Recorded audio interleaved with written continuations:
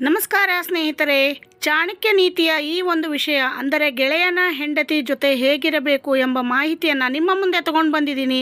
ಈ ಮಾಹಿತಿ ನಿಮಗೆಲ್ಲರಿಗೂ ಇಷ್ಟ ಆಗುತ್ತೆ ಅಂತ ಭಾವಿಸ್ತೀನಿ. ಇಷ್ಟ ಆಗಿದ್ರೆ ಒಂದು ಲೈಕ್ ಕೊಡೋದ್ರ ಮೂಲಕ ಸಬ್ಸ್ಕ್ರೈಬ್ ಆಗಿ ಪಕ್ಕದಲ್ಲಿರೋ ಬೆಲ್ ಬಟನ್ ಒತ್ತಿದರೆ ನಾವು ಮಾಡೋ ವಿಡಿಯೋ ನೋಟಿಫಿಕೇಷನ್ ಮೊದಲು ಬಂದು ನಿಮಗೆ ತಲುಪ್ತವೆ ಅಂತ ಹೇಳ್ತಾ, ಹಾಗೆ ಒಂದು ಲೈಕ್ ಕೊಟ್ಟು ಕಮೆಂಟ್ ಮೂಲಕ ನಿಮ್ಮ ಅಭಿಪ್ರಾಯ ತಿಳಿಸೋದನ್ನು ಮಾತ್ರ ಮರಿಬೇಡಿ ಅಂತ ಹೇಳ್ತಾ, ಹಾಗಾದರೆ ಬನ್ನಿ ಫ್ರೆಂಡ್ಸ್, ಗೆಳೆಯ ನನ್ನ ಹೆಂಡತಿಯ ಜೊತೆ ಸರಿಯಾಗಿ ವರ್ತಿಸಲಿಲ್ಲ ಎಂಬ ಕಾರಣಕ್ಕೆ ಅನೇಕ ಗೆಳೆತನಗಳು ಮುರಿದು ಹೋಗಿವೆ, ಜಗಳಗಳು ಆಗಿವೆ, ಕೊಲೆಗಳು ಆಗಿರಬಹುದು. ಇದು ಲೋಕದ ಪುರುಷರ ವರ್ತನೆಯಿಂದ ಆಗುವ ಸಮಸ್ಯೆ.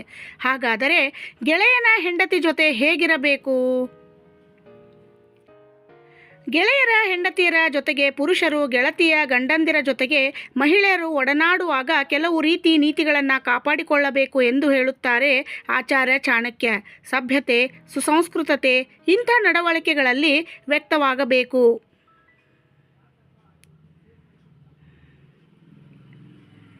ಉದಾಹರಣೆಗೆ ಮಹಾಭಾರತದಲ್ಲಿ ಬರುವ ಭಾನುಮತಿ ನೆತ್ತವನ್ನಾಡಿದ ಪ್ರಸಂಗವನ್ನು ನೆನಪಿಸಿಕೊಳ್ಳಬಹುದು. ಕರ್ಣನಿಗೆ ದುರ್ಯೋಧನನ ಅಂತಃಪುರಕ್ಕೆ ಪ್ರವೇಶವಿತ್ತು ಹಾಗೂ ದುರ್ಯೋಧನನ ಪತ್ನಿ ಭಾನುಮತಿಯ ಜೊತೆಗೆ ನೆತ್ತವಾಡುವಷ್ಟು ಸಲಿಗೆಯಿತ್ತು. ಆದರೆ ಎಂದೂ ಮೂವರಲ್ಲಿ ಯಾರೂ ತಮ್ಮ ಮಿತಿಯನ್ನು ಮೀರಲಿಲ್ಲ ಎನ್ನುತ್ತಾರೆ ಚಾಣಕ್ಯ.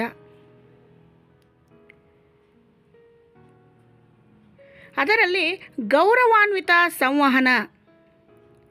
ಅವಳನ್ನು ಹೃತ್ಪೂರ್ವಕವಾಗಿ ಸ್ವಾಗತಿಸಿ ಸಭ್ಯ ಭಾಷೆಯನ್ನು ಬಳಸಿ ಮತ್ತು ಸಾಮಾನ್ಯ ವಿಷಯಗಳ ಬಗ್ಗೆ ಲಘು ಸಂಭಾಷಣೆಯಲ್ಲಿ ತೊಡಗಿಸಿಕೊಳ್ಳಿ. ಗಡಿಗಳನ್ನು ಕಾಪಾಡಿಕೊಳ್ಳಿ. ಅತಿಯಾದ ವೈಯಕ್ತಿಕ ಚರ್ಚೆಗಳು, ಅನುಚಿತ ಹಾಸ್ಯಗಳು ಅಥವಾ ತಪ್ಪಾಗಿ ಅರ್ಥೈಸಬಹುದಾದ ದೈಹಿಕ ಸಂಪರ್ಕವನ್ನು ತಪ್ಪಿಸಿ.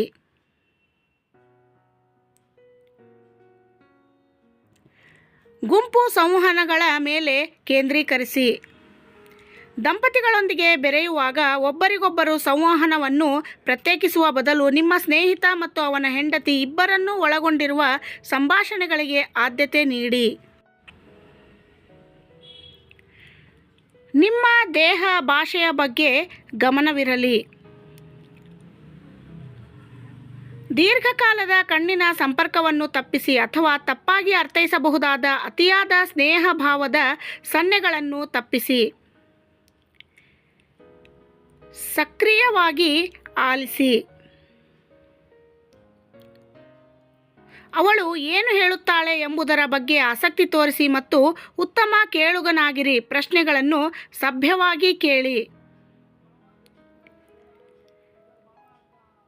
ಕಾಳಜಿಯನ್ನು ನೇರವಾಗಿ ಪರಿಹರಿಸಿ.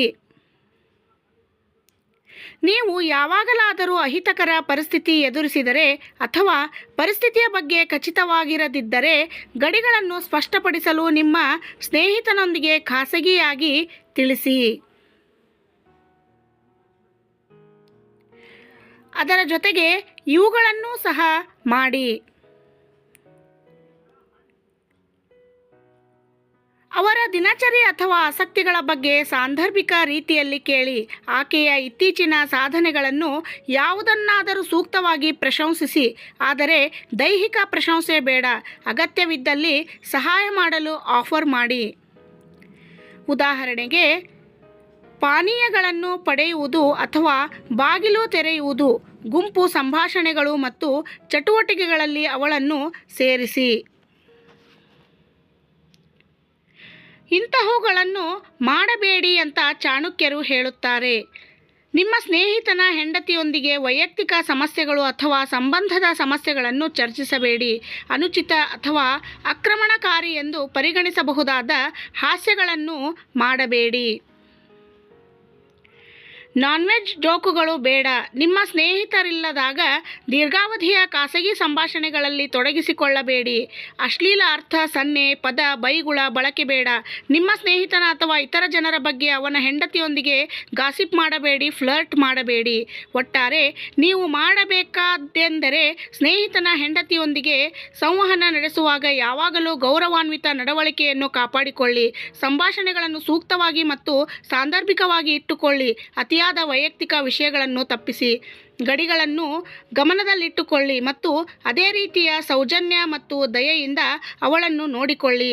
ನಿಮ್ಮ ಹಾಗೂ ಸ್ನೇಹಿತನ ಸಂಬಂಧಕ್ಕೆ ಆದ್ಯತೆ ನೀಡಿ.